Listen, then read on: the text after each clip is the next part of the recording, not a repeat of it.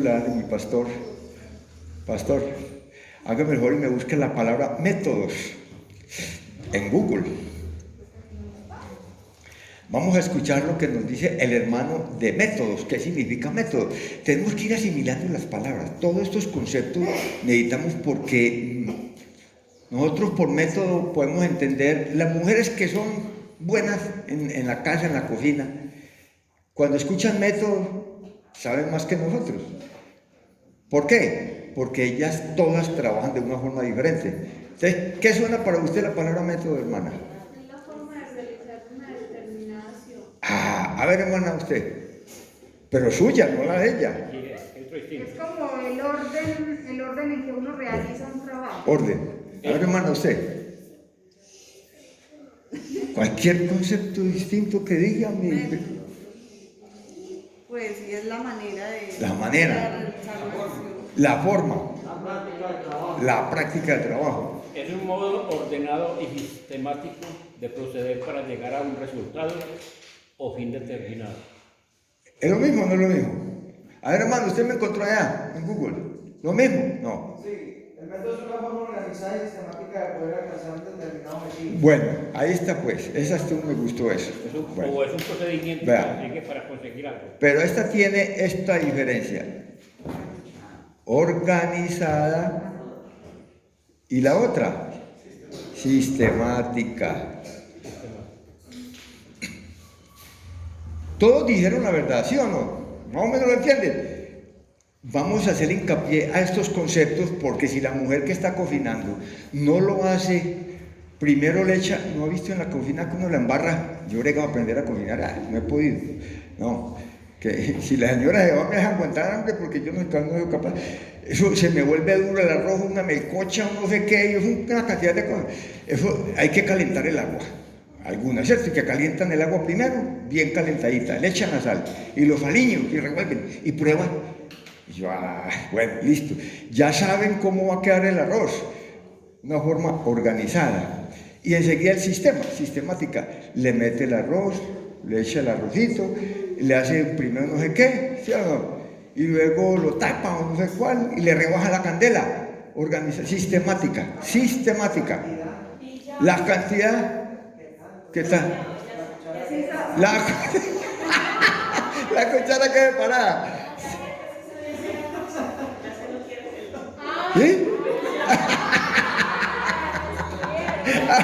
Es que la manera que me está enseñando, la manera que me está enseñando. No, yo arroz sí hago, pues. Por eso me metí con el arroz, porque yo no hago frijoles, pero ni sacocho, pero arroz sí hago. Olvídese. Bueno, gracias a Dios. Entonces, eso es lo que es método. El método aquí estamos hablando de que hay métodos de interpretación, hay métodos para interpretar. Entonces, la hermenéutica tiene métodos. Los métodos son muy amplios.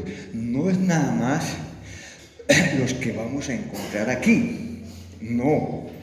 Recordemos siempre que lo vamos a recordar siempre, que ya tenemos más confianza, que esto es un resumencito, sin menospreciar el módulo. No, es porque nosotros no podemos tener más en la cabeza. La hermenéutica es una ciencia muy amplia. Si ustedes creyeran en eso, les podía dar bibliografía tremenda.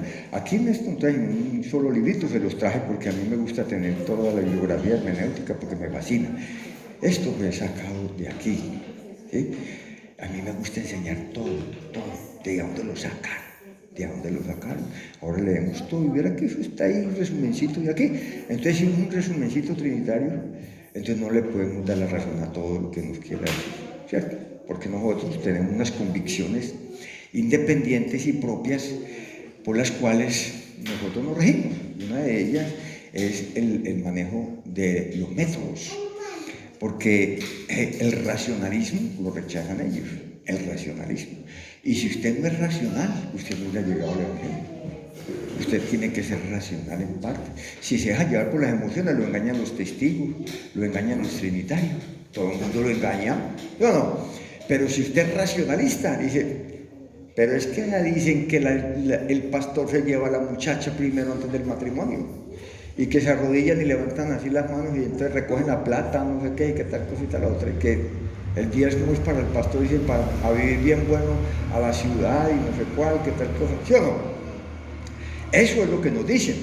Uno se vuelve racionalista. Entonces uno cuando entra, yo cuando entré la primera vez, como mi papá me decía, es que era tan enemigo del evangelio, entonces yo era primero poniendo cuidado de las muchachas, a ver dónde estaban, y el pastor qué cara le hacía a las muchachas, y tal, y bueno, y entonces cuando oraban, entonces yo también me paraba, pero yo hacía así, yo ponía cuidado, bien cuidado a ver cómo era la cosa. Y cuando salían con la canastica, y yo no, pues lo están haciendo de frente, eso no, así que se agache que lo van a llevar, no, la cosa está funcionando distinta la cosa, ¿cierto? Yo era pendiente. Entonces una vez le preguntaba yo al hermano Gabriel Yepes, oiga pastor, ¿y si uno se enamora de una muchacha aquí qué? Se casa, ¿y usted qué? ¿Primero la entrena o tal cosa y tal otra? Sí, y oiga, qué regaño la que me metió. Usted está en la olla, tiene que arrepentir, me dijo el hombre. Y qué pena, pero yo tenía que preguntar primero cómo era la cosa, ¿cierto?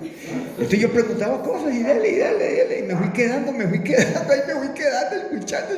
escuchando, hasta que el día de una predicación no cogía uno no sabe cómo lo coge, ¿cierto?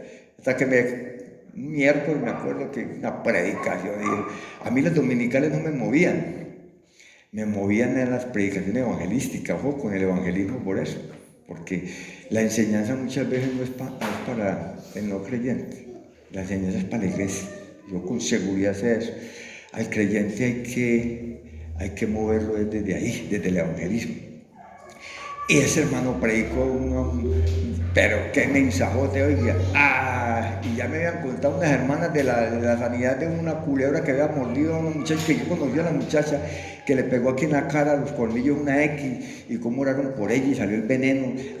Me fascinaba todo eso, y con esa predicación ya ¡trin! Se juntó eso, y uno como para allá, es que uno se le olvida cómo pasa uno, porque a uno le daba pena, ¿entiendes? Y ya la siempre atrás. Imagínate que yo para entrar al templo pentecostal en Segovia me paraba en la esquina de los pomos a mirar que no había ningún conocido. Y cuando yo no había ninguno, y me colaba para allá. Hay veces que iba tempranito, pero me llegaba tarde porque yo era pendiente, que pasando, te le cuenta a mi papá, qué pena por esto y qué tal. Y cuando ya no había nadie, me colaba para allá. Entonces me hacía las últimas bancas y yo escuchando, pues, y mirando y observando, y él. Uno se escucha, pero eso no le gusta. Eso sí, a uno hay algo que lo enamora desde el principio. También me enamoraban los coros. En la cruz, eso mejor dicho, me fascinaba a mí, los coritos viejos. Listo. Cuando el hermano empezó, yo ya no volví a ver la gente. Uno empezó y cuando yo me di cuenta, yo estaba allá adelante, tirado, allá llorando, yo tirado allá adelante. Y yo me ponía a pensar, ¿cómo pasé yo?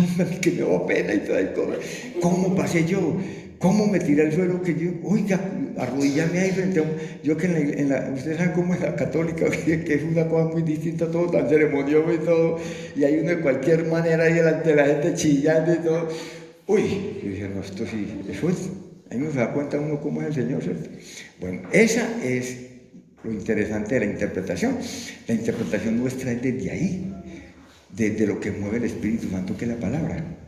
Los trinitarios no, nos mueven otra cosa muy diferente. Entonces los métodos de él son más racionalistas. Entonces, ellos no creen en el racionalismo, pero en verdad hacen un racionalismo. Al hablar del método histórico, gramático, histórico, ellos están haciendo una especie de racionalismo. Porque de todas maneras, uno no se apega tanto a la situación que vivió el texto, sino a lo que el texto quiere expresar, como decíamos ahora. No lo que el autor dijo, sino yo lo que le interpreto. Muchos apóstoles, muchos escritores, como Pablo, Pedro, escribieron cosas que ellos mismos no entendían que eran para nosotros. Usted sabe que en la Biblia dice que los profetas indagaron de esa salvación, pero que ellos no lo entendieron, que era para nosotros. Viene al tiempo. Daniel escribió cosas que él entendió, pero hizo otras cosas que no entendió. Le dijo al ángel, ¿y dijo qué? No, Daniel, eso no es para usted, compañero. Cierre eso, que eso es para el tiempo del fin. Eso no le toca a usted. ¿Dice o no dice? Clarito, Daniel. Cierra eso, que eso no es para usted, compañero. Escríbalo, pero no, eso no lo entiende usted por ahora. Ciérrelo. Entonces el texto tiene eso, que el texto, como el mismo Pedro confesó, Pedro cuando dice, es que Pablo escribió cosas difíciles de entender, que algunos tuercen para su propia perdición. ¿Usted cree que hubiera dicho que era muy fácil? Lo que pasa es que no entiende. Es que no entendía. Pedro no le entendió a Pablo. ¿Estamos o no estamos? Pedro no le entendió a Pablo. Y nosotros nos pegamos de Pablo y hay cosas que uno entiende para este tiempo, que Pablo escribió en ese tiempo y que Pablo no se dio cuenta que escribió. ¿Por qué? Porque Pablo dice, yo conforme a humano hablo. Y les escribió, pero no sabía que nos iba a quedar a nosotros. Y resulta que es del Espíritu Santo. Yo no sé, esto lo escribo humanamente. Él escribió, pero no entendió. Esto lo escribo yo humanamente. Si es humanamente, estaban las Sagradas Escrituras. Él lo escribió, pero para nosotros, qué orgullo. Para nosotros es unas revelaciones que ellos mismos no tuvieron, como cosas también que se nos quedan en el aire, que ellos entendieron más allá. Porque el mismo Pablo escribió cosas que él mismo dice que fue arrebatado al tercer cielo, que el tercer cielo hermenéuticamente no es por allá, pues en el espacio, sino que es una dimensión. Entonces Pablo estuvo de la cuarta dimensión, pasó quién sabe si a la quinta, sexta, séptima, no sé, porque yo tampoco sé, pero Pablo sí sabe, donde oyó cosas que el hombre no es capaz de expresar. No porque no las quiera, sino porque no hay términos, no hay conceptos para ese tiempo que eran para este tiempo. Nosotros conocemos el término ahora de dimensión y Pablo no lo conoció. Entonces, ¿qué tenía que decir? El tercer cielo. ¿Por qué? Porque simbólicamente el número 3 es perfección. Entonces él habló simbólicamente diciendo que fue a un estado perfecto.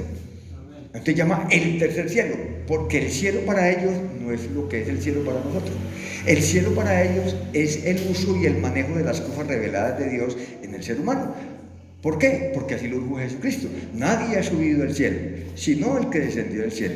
El Hijo del Hombre que está en el cielo y estaba en la tierra. ¿Cuál es el cielo? Las palabras que él emplea, la relación con los discípulos, la relación con lo espiritual. Ese es el cielo. Pero no es por allá. Entonces la Iglesia Católica Romana nos metió a una cosa muy distinta, por eso nosotros tenemos que desaprender, porque la Iglesia Católica Romana dice que lo de Platón, que esto es un templo y se le mete el alma para acá y el alma está metido en una cárcel. Entonces cuando uno se muere, ¿qué pasa? Se libera, porque ya la cárcel terminó. ¿Y para dónde se va el alma? Para el cielo, para el infierno, para el purgatorio. Eso lo aprendimos, todavía nosotros creemos eso, que nosotros no morimos y nos vamos para el cielo. Entonces el hermano cita la alegoría, por ejemplo, del rico Epulón y Lázaro. Vio que en el seno de Abraham, que es el cielo, sí hay gente. Cuando hermenéuticamente es una alegoría que no quiere decir en absoluto eso. Hermano, pero dentro de la iglesia, pues, o sea, dentro del cristianismo, se cree como Dios es omnisciente. El que está hablando acá, él podía estar en cualquier lugar. Estaría en el cielo, estando hablando con Nicodemo ahí, él podía estar en el cielo también, siendo Dios. ¿Y cómo hacían entonces para estar en el cielo, para estar aquí en el cielo? Nicodemo. ¿Y cómo se hace? Que él es Dios. ¿Por qué? Porque él es Dios y él puede estar en cualquier lugar. ¿Y de dónde saca usted eso? Eso es dogmático. ¿Sí o no? Usted saca ese dogma. Pero dogmáticamente, eso es dogmáticamente hablando. Bueno, ahora que ahora que se habla de la hermenéutica, ahora sí. Correcto. Entonces, lo que se está hablando de ahí, de la omnipresencia de Dios, es una dimensión. La dimensión es un estado que yo no veo lo que hay por encima de mí, sino lo que hay por debajo de mí. Una mesa que es la primera dimensión. La mesa no ve un animal ni ve un perro, ¿o sí? No la percibe, la mesa. Pero el perro sí ve la mesa, porque salta a la mesa, ¿cierto? Pero el perro no ve un hombre. La gente cree que ve un hombre y puedo tiene mascota, así los engañó el diablo, que enamoran de un perro. ¿cierto? Y los perros estarán fuera. Es una interpretación bíblica, pues, ¿no? Hermenéutica. Los perros estarán fuera. El perro es lo más desagradable que hay en la cultura hebrea. El Señor Jesucristo no había tenido un perro en la casa nunca, con decirles eso, porque él era judío. Entonces, el perro, que es lo más desechado, la cultura pagana, los gentiles tenemos perros en la casa y le ponemos collarcitos y cositas y que los perros ven y que los perros sienten pero no perciben. ¿Por qué no perciben? Porque no tienen lenguaje. Ellos no fueron hechos a la semejanza de Dios. Ellos tienen condicionamientos que no entendemos. Yo como psicólogo sí sé, yo personalmente sé que un perro puede hacer lo que yo quiera, lo puede subir allá. Y cuando lo entrene, la llamo a usted para que vea, pero tengo que pasar por una situación, ¿es cierto? La comidita lo tengo que poner a aguantar Ambicet, le voy dando agotica y le muestro dónde está la comidita, él va subiendo, entonces le voy mostrando. Yo personalmente, pues sin cañales, para que lo tomo como caña y no que lo hice, estudiando en la universidad condicionamos ratones. Y los ratones lo poníamos a saltar de la cosa más bella. Viene el ratón y brinca aquí y se brinca a la otra mesa, brinca allá, se baja allá y come allí. Un ratón no hace eso, pero yo lo puedo poner a eso. Entonces, el que lo ve, ¡ay, qué ratón tan inteligente! Eso es un condicionamiento operante que actúa con la comida, pero hay que ponerlo a aguantar Ambicet para que él pueda pasar por esa conducta. Un loro hace lo mismo. Es un condicionamiento operante. Él repite lo que usted oye, pero él no sabe qué es lo que está diciendo porque no tiene lenguaje. Él no tiene lenguaje. El perro hace lo mismo. Usted pone un perro a que vaya a la casa, a la mesa, coma, ore y empieza a comer en la mesa. Y ahí el perro. Yo vi un video una vez de un perro, los perros, 4 perros, y los sentaba la señora esa, oraban y se ponían a comer. Pero eso es un condicionamiento operante. El perro no sabe absolutamente nada de eso, porque es la segunda dimensión. Y tal vez entrando a la tercera dimensión. Entonces el perro no percibe lo que está entre la tercera y la cuarta dimensión. El que está entre la tercera y la cuarta dimensión es el hombre, que se pertenece al lenguaje. Pero el lenguaje es de más dimensiones, que el hombre no ha podido descubrir. Eso es lo que están estudiando los lingüística. La lingüística, los lingüistas están estudiando hasta dónde va el lenguaje. Porque el lenguaje opera, el lenguaje hace, el lenguaje actúa, el lenguaje transforma, el lenguaje forma. Con el lenguaje se hacen cosas que no son condicionamiento. Entonces a usted le dicen algo con el lenguaje de niño y usted no se puede salir de ese lenguaje. Acuerden cuando decimos que la Biblia dice que los niños son buenos y santos y que se muere un niño y se va con las cosas de Dios y que tal cosa y tal otra, mal interpretada porque el contexto del pueblo judío, porque eran en el contexto del lenguaje de la ley, los niños eran levantados de tal manera que si el niño se moría, todavía no tenía concepto de la diferencia de la ley, entonces se salvaba. Pero el del impío no. El niño que nace impío tiene un lenguaje desde que nace, desde el vientre, le están diciendo, arranque pues que usted va a tomar trago, usted va a hacer que tal cosa tal otra. Y el niño nace y en los 8 meses que ya camina, o los 9, cuando empieza a caminar, el niño, ustedes no han visto videos, y le ponen música y el niño, ese es el lenguaje. Ese es el lenguaje. Estamos hablando que el lenguaje es todo, ¿cierto? Y ese es el lenguaje. Y entonces le tira a la mamá no sé qué, le contesta de tal manera, aquello y lo otro, el lenguaje. Si su niño tiene ese lenguaje, ¿cómo se va a salvar? ¿Cuál es el lenguaje que salva? Pero si el niño está diciendo, mamá Dios la bendiga, mamá mire esta cosa, mamá el Señor Jesús nos va a llevar, estamos esperando al Señor Jesús, como dice el niño mío, papá, papito, ¿usted se va? Sí, se va con el Señor Jesús. No, amigo, cuando el Señor Jesús venga también lo va a llevar a usted, no se preocupe. Ellos están metidos en ese lenguaje. Cuando este lenguaje perfecto venga, se tiene que llevar todo ese lenguaje. Él lleva el lenguaje, no personas. Él lleva el lenguaje. Él no lleva personas. Las vírgenes eran 10. ¿Cuántas se quedaron? Personas se quedaron. ¿Se llevó el aceite o no? Se llevó el aceite. Él viene por el aceite. Él viene por la palabra. Él recoge la palabra para que donde yo esté, os tomaré. ¿Qué es lo que significa eso? El lenguaje. Él nos hizo lenguajes. Nosotros valemos por el lenguaje. En nosotros habita el lenguaje. Nosotros somos moradas de Dios. ¿Cuál es el Dios que se mete en nosotros? Pues aquí no se mete nadie. No, si usted tiene lenguaje, tiene a Dios. Si no tiene lenguaje, usted un trinitario tiene a Dios. Eso y no me lo digan a mí, pues porque es que ese proceso de los trinitarios sí lo ha achacado yo muy duro. Entonces no puede tener un lenguaje porque es un lenguaje de idolatría. Es como me dice usted que el Señor se va a llevar un trinitario, que escoge aquí, que escoge allá, que aquello, que lo otro. No, Señor, Él viene por un lenguaje. Él se lleva ese lenguaje porque es la morada. Nosotros estamos hechos para el lenguaje. Nosotros somos sujetos del lenguaje. No sé, lo estoy diciendo desde la Biblia, lo estoy diciendo desde la lingüística. Nosotros somos sujetos del lenguaje. El lenguaje que usted tenga es el que maneja. Si usted maneja el lenguaje de fornicación, eso lo mueve usted hasta lo último. Si usted mueve el lenguaje de adulterio, ese lenguaje lo mueve usted hasta lo último. Si usted tiene el lenguaje del robo, como hermano aquel que descuida y no ven cómo las cosas, tiene hasta que se muera, se quedó, porque es el lenguaje del robo. No es que el hermano no tiene la culpa, porque cuando menos piensa está en la cartera, porque tiene el lenguaje. Ese es el lenguaje. Ese lenguaje se queda. Ese lenguaje no se lo lleva. Él se lleva es un lenguaje que Él hizo, porque es morada. Nosotros somos morada. Nosotros somos objeto del lenguaje. El ser humano es sujeto del lenguaje. El ser humano fue hecho para hablar, para tener conciencia, para razonar, para tener emociones. Ese lenguaje es el que hizo Dios en nosotros. ¿En qué utilizó esas emociones? Que cuando hablaban del Señor Jesucristo yo lloraba. Esa es la morada de Dios. Pero que cuando vi una música por allá también yo refutaba. Ya está la cosa complicada. Ya se complicó la cosa.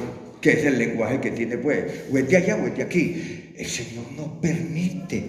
Es que cuando la Biblia habla de la odisea, de la tibieza, no es que yo voy a culto de vez en cuando y no voy a culto y que aquello y que lo otro, que no es por lo que sienta.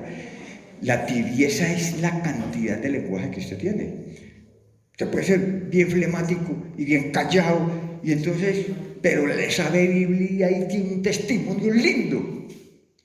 Es que el hermano es muy tibio, yo lo he oído, y es que hermano, parece, y usted no sabe qué siente en el corazón él.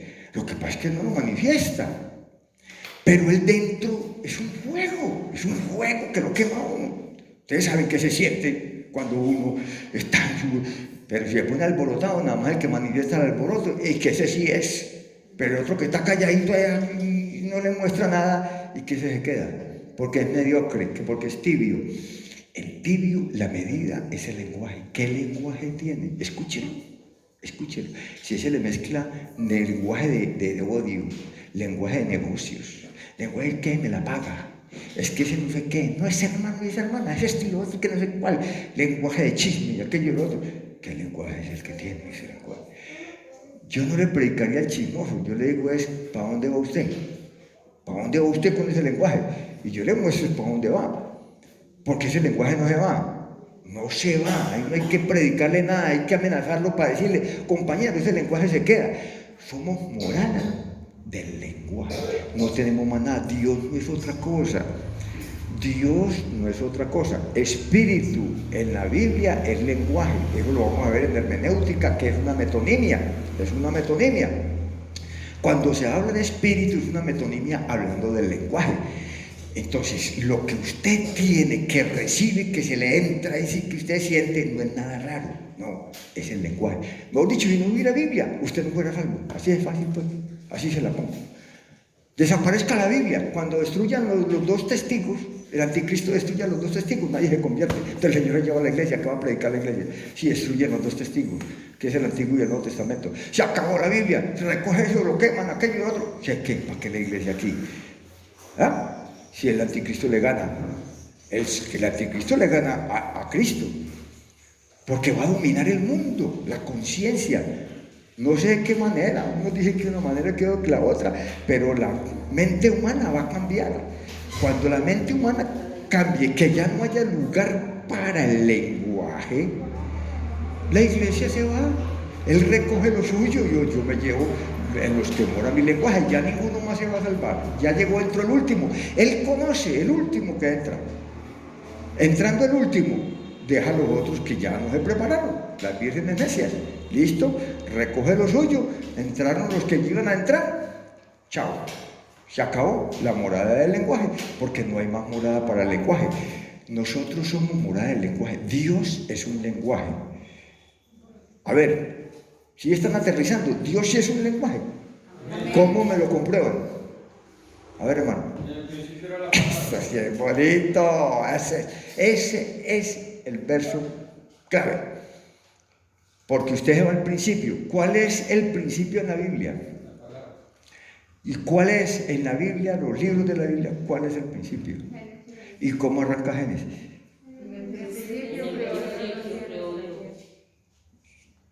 Colosenses 2:9 y Colosenses 1:16. Siga. Y el de fuera Dios, el de fuera con Dios. No, pero volvamos a Génesis. Siga, el segundo versículo. Las tinieblas están sobre la faz de la Virgen y el Espíritu de su corazón. Otra metonimia. Siga. ¿Cómo? Ah, dijo. ¿Qué es decir? La palabra. Y siga. Y siga. No la lean más porque siga. Y siga. Y siga.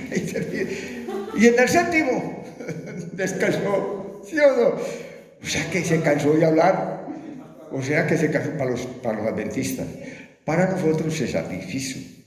Entonces hizo el reposo. Nosotros en la palabra necesitamos el reposo. ¿Y el reposo quién es? La palabra. Le faltó eso, clave, dijo la verdad, pero me la dio de listo. Nosotros en la palabra descansamos. Nosotros descansamos. Yo descansé desde que conocí la palabra. Mi vida era muy ajetreada. Ahorita pues me quería llegar cuando usted dijo de los dos testigos. Sí. De los dos testigos, entonces, que va a volver a dar palabra. Los judíos. En los judíos vuelve y se predica la palabra. Pues ni se predica. Para entrar al milenio. Nosotros en el milenio estamos con Cristo, pero humanamente. Visible. El mundo no nos va a distinguir. Nosotros sí. Porque en el milenio se convierten los judíos. No tratan sino con judíos. Los gentiles no entran absolutamente con nada. En absoluto. Hermana, usted. Ya son las 10. Ya, vamos hermano. Vamos hermano para el receso.